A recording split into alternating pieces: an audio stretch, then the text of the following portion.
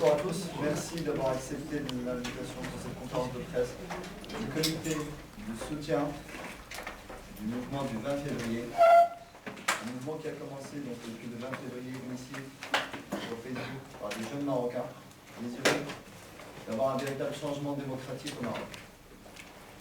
Depuis le 20 février, les manifestations ont commencé au Maroc, puis le 27, le 6 mars. Le discours du roi du 9 mars, pour ensuite la manifestation du 13 mars, et ensuite la manifestation du 20 mars. On va commencer par l'objet de cette conférence. Bonjour. L'objet du document, c'est le Maroc connaît depuis le 20 février des manifestations, des rassemblements à l'appel du mouvement du 20 février qui réclame des vrais changements au Maroc. Pour soutenir et appuyer ce mouvement, des comités se sont créés à travers tout le Maroc et ailleurs.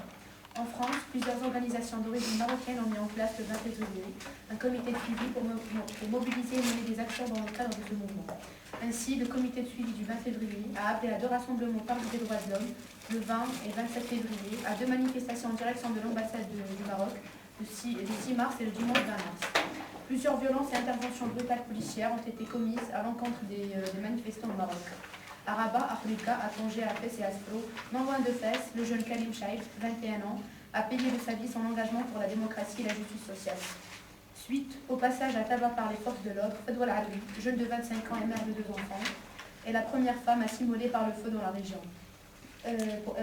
Maghreb-Machrek, suite au refus d'un logement social. À Al-Hoceima, au nord du Maroc, 5 autres jeunes ont trouvé la mort le 20 février, dans des conditions non encore été diffusées. À Casablanca, les forces de l'ordre n'ont pas hésité à violer le siège central du Parti socialiste unifié, le PSU, où les manifestants ont trouvé refuge le 13 mars. Ces derniers, ainsi que des responsables du parti réunis en Conseil national, ont été malmenés et tabassés, entraînant hospitalisation, arrestation d'un nombre parmi eux. Plusieurs arrestations ont été opérées parmi les manifestants du mouvement du 20 février et des condamnations allant jusqu'à 10 ans de prison ferme ont été prononcées. Pour présenter le bilan de toutes ces actions et vous faire part des revendications du mouvement 20 février, notre comité organise cette conférence de presse avec ce dossier comme support. Alors vous trouverez dans le dossier les revendications du 20 février,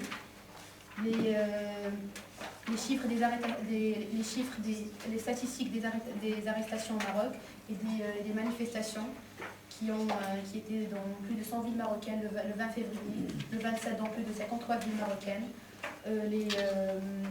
le contexte historique du mouvement du 20 février et quelques photos et vidéos des manifestations au Maroc. Alors. Donc, pour ce qui est du comité, le comité de suivi du 20 février est constitué de forces juives marocaines en France, d'associations de Marocains et travailleurs marocains en France, d'associations de défense de droits de l'homme, d'ONG marocaines, de partis d'organisations politiques, de personnalités indépendantes marocaines issues de la société civile, d'anciens exilés et réfugiés marocains ainsi que de groupes de jeunes. L'organisation composant le comité, l'Association marocaine de France, l'ASDOM, la TMF, l'Association des travailleurs maghrébins en France, Forum marocain de vérité et justice section France, les Amis de la MDH de Paris, Association parents et amis des disparus marocains, Forum citoyenneté civile marocain étranger, Rassemblement Sidi Fni Aïtba Amra Solidarité, la VA démocratique, le PSU, le PADS, le 20 février Désir de changement, Maroc Écologie Les Verts, Capdema, Cri des Marocains et le groupe Initiative Marocain. Les organisations soutenant le comité, le PCOT, la FASPA, la CFDA, Manifeste des libertés, la FTCR, l'ATF, CHD de France, ACHR, le MRAP, le CRDHT, le PCF, la CISA, l'UGFP, l'UTIT, le CLAD, le RFP, LDH, Parti de gauche, Repo Écologie Les Verts, FAS, Corelso, AFAPRE des France, Association Idéal 92, Association Espace Farabi, NPA, le PIR, le PCOF, Solidarité du Maroc 05, CNT, Union syndicale solidaire, Institut Ibn Bakar, Mémoire vivante. Il faut savoir que le dimanche 20 mars, dans plus de 100 villes marocaines, le peuple marocain a manifesté civiquement et pacifiquement à l'appel du 20 février. Cet appel a manifesté pour nous l'expression du rejet des annonces faites lors du discours du roi, le discours du 9 mars. Dans ce discours, il a été annoncé une révision partielle de la Constitution, selon encore une fois un agenda bien défini, et à travers encore une fois une mise en place d'une commission ad hoc. Un des points sur lesquels on voudrait insister, c'est au niveau des relations franco-marocaines. On assiste aujourd'hui au réveil du peuple marocain, avec une ferme détermination d'enclencher aujourd'hui une véritable transition démocratique après plusieurs années de lutte.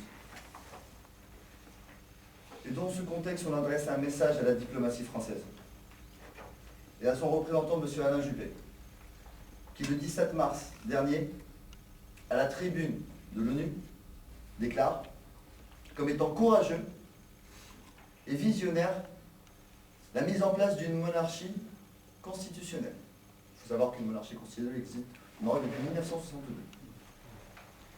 Mais malgré que les pouvoirs restent concentrés dans les mains d'un seul homme. Donc on prévient la diplomatie française que le Maroc n'est pas, qu'il n'y a pas d'exception marocaine, qu'il n'y avait pas d'exception tunisienne. Et que l'erreur qu'a faite la diplomatie française vis-à-vis du peuple tunisien, elle est en train de la commettre aujourd'hui vis-à-vis du peuple marocain. Et c'est extrêmement important. La seule exception à l'encontre du peuple marocain qui est faite par la diplomatie française est celle d'un peuple qui n'a pas le droit d'aspirer à une démocratie réelle. Et venant du pays des droits de l'homme, cela pour nous est tout simplement honteux. Voilà.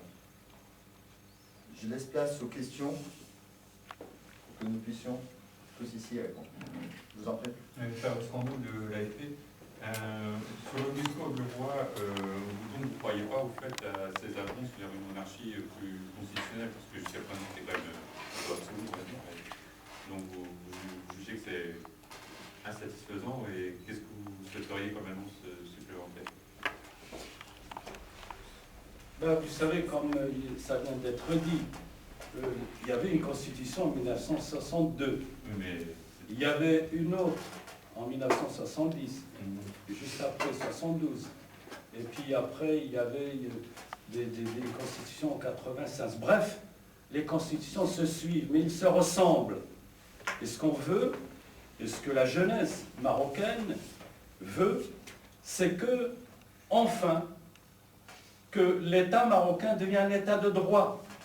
Il n'y en a pas 1000 façons d'être un État de droit. Un État de droit, c'est qu'il y a des institutions stables, qu'il y a une séparation des pouvoirs, et que, puisqu'on ne demande pas la tête du roi, on ne sommes pas dans une révolution à la française, c'est une transition. Ce qu'ils demandent les jeunes, c'est une transition démocratique.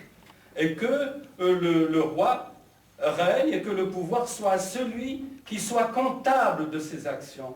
Donc il faut que la monarchie devienne une monarchie parlementaire, et une monarchie parlementaire, et là, il a ses bases. Donc voilà, je pense que la Constitution, pour qu'il réponde aux aspirations du peuple, il faut qu'il émane des forces représentatives du peuple.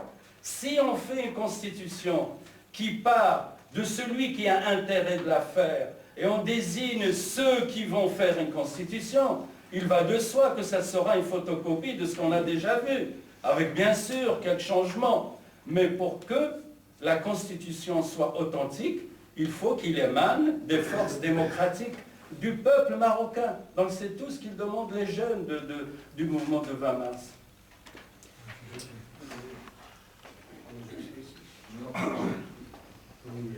Bonjour, on a tous entendu le discours de Sa Majesté. Moi, j'assiste sur un point, ce qui est la représentativité dans ce Conseil. Le discours il était très clair. Il faut qu'il y ait tous les acteurs, les institutionnels, les partis, la société civile. Est-ce que ce Conseil, pour vous, n'est pas assez représentatif? Qu'est-ce que vous reprochez à ce Conseil? Est-ce que vraiment, il n'est pas assez représentatif pour travailler sur les vraies problématiques et problèmes qui se sont posés et que notamment les jeunes réclament? Encore une fois, excuse-moi, Oui, continue. je peux me permettre de répondre à cette question parce que Encore une fois, ce que refusent ou se rejettent les manifestants du 20 février, c'est l'effet de prince. L'effet de prince, ça veut dire quoi? Ça veut dire qu'on a un chef d'État qui octroie à sa guise, et quand ça lui plaît, on va dire des avancées entre guillemets. Il répond bien sûr, et ça je me félicite parce que le mouvement du février a pressé la rue marocaine, a pressé l'État en place pour qu'il avance des réponses. Ces réponses sont en deçà, très en deçà des attentes et des aspirations du peuple marocain, du mouvement du 20 février. Le mouvement du 20 février réclamait des avancées à ce niveau-là, des vrais changements démocratiques. Et ce qu'il voulait, ce mouvement, et ce qu'il veut toujours, parce que ce n'est pas encore acquis, c'est des vraies institutions. Des institutions mises en place démocratiquement, et non pas une constitution octroyée par le fait du prince, où la concentration des pouvoirs reste de mise, où l'article 19 reste de mise, et c'est le plus important pour nous en tant que mouvement de 20 février. L'article 19 qui concentre les pouvoirs aux mains du roi, qui sacralise la personne du roi, pose un grand problème actuellement pour le mouvement du 20 février. Voilà, pour que ça soit clair.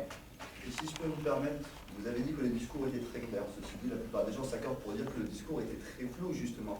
Et sur plusieurs points, il n'a pas précisé exactement la direction. Il a fixé un certain cadre pour la commission, pour qu'elle puisse travailler sur un certain cadre, cette commission que nous, on ne reconnaît pas, parce que nous ne l'avons pas choisi. Il a fixé un certain cadre, mais très flou.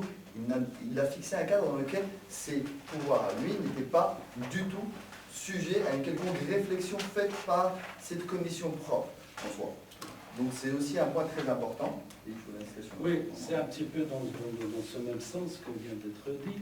C'est qu'on est toujours dans un État marzen, je ne sais pas si vous la connaissez, l'État marocain, où il n'y a pas la citoyenneté, où les personnes sont considérées comme des sujets, des sujets du prince, comme ça a été dit, de Sa Majesté. Or, le changement que les jeunes, que le mouvement du 20 février, ils veulent qu'on devienne des citoyens, tout simplement. Et c'est quoi un citoyen?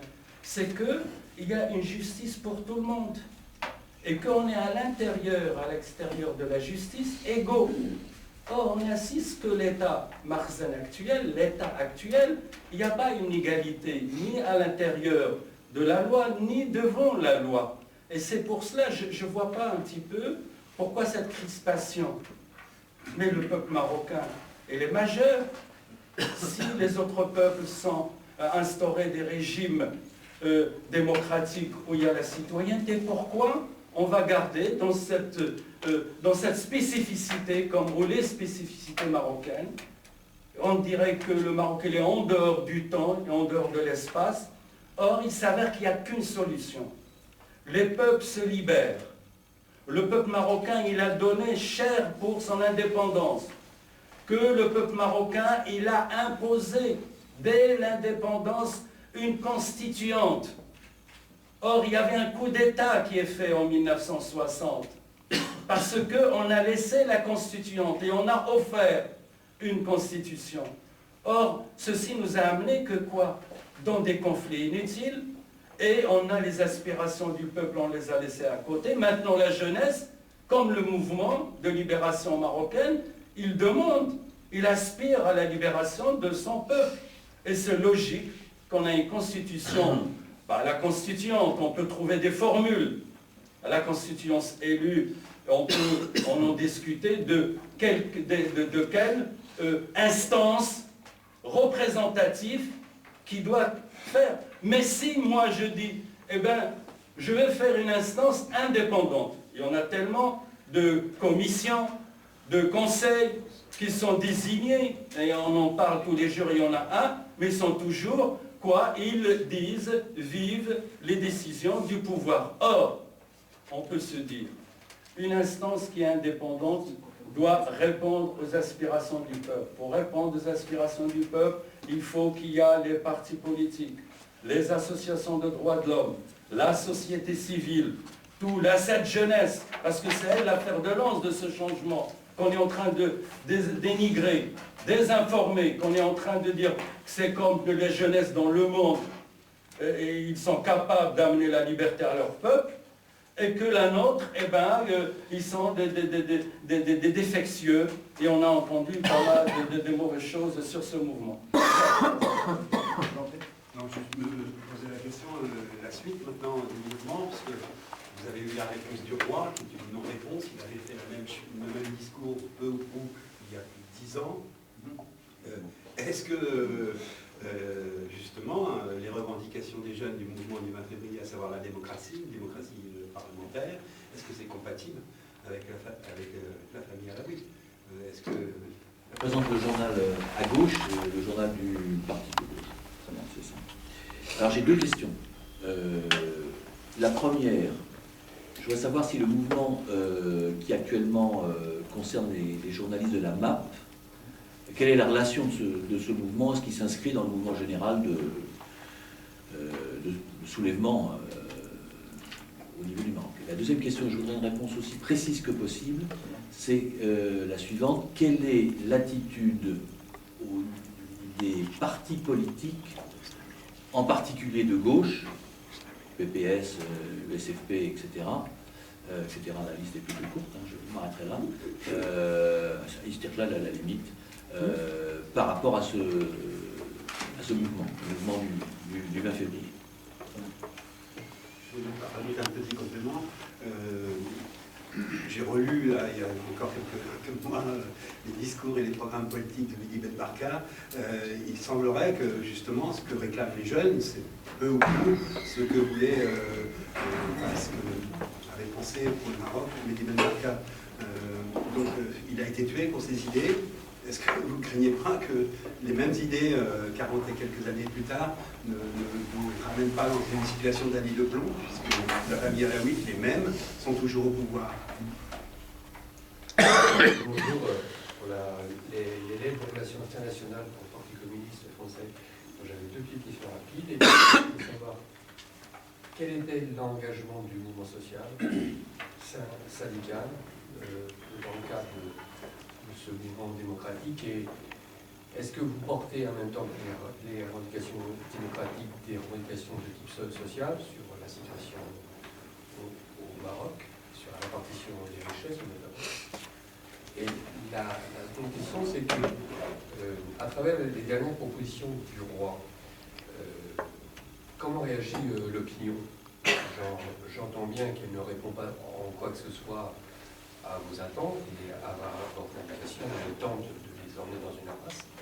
Donc comment réagit l'opinion et est-ce qu'il y a une volonté de dialogue?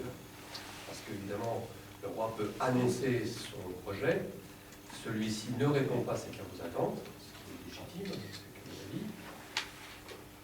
Pour autant, y a-t-il pas une fenêtre qui s'ouvre parce qu'il ne peut pas nier l'exigence qui est la vôtre et de celle marocaine, notamment de sa jeunesse, d'engager un processus démocratique? Oui, j'ai une question pour le site judo.com, c'est un site communautaire marocain. La question est précise. Donc, on a une position du mouvement février par rapport au discours royal. La question est la suivante. Quel genre de réforme constitutionnelle espère-t-il le mouvement février?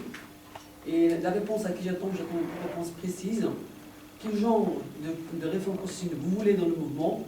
Et deuxièmement, quel avenir préparez-vous pour le mouvement? Parce que le mouvement, c'est à son début.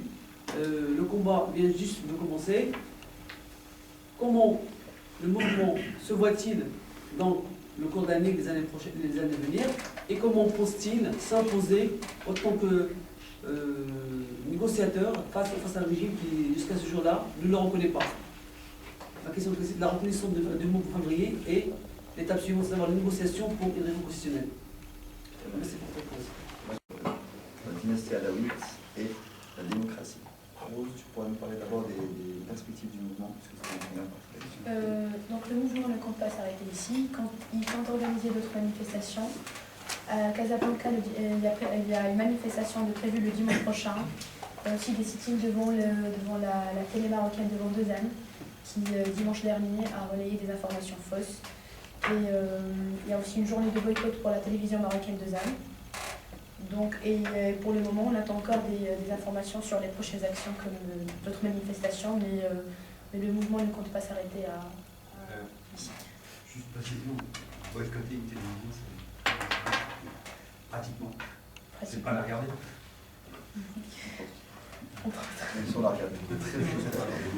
Alors, en fait, c'est pas en termes de boycott que ça pose la question. Hier, il y a eu un rassemblement des journalistes de France, enfin de ZEN, plus d'autres syndiqués, bien sûr, devant le siège de la MAP pour exiger justement l'indépendance et la levée de la main sur la ligne éditoriale de ZEN.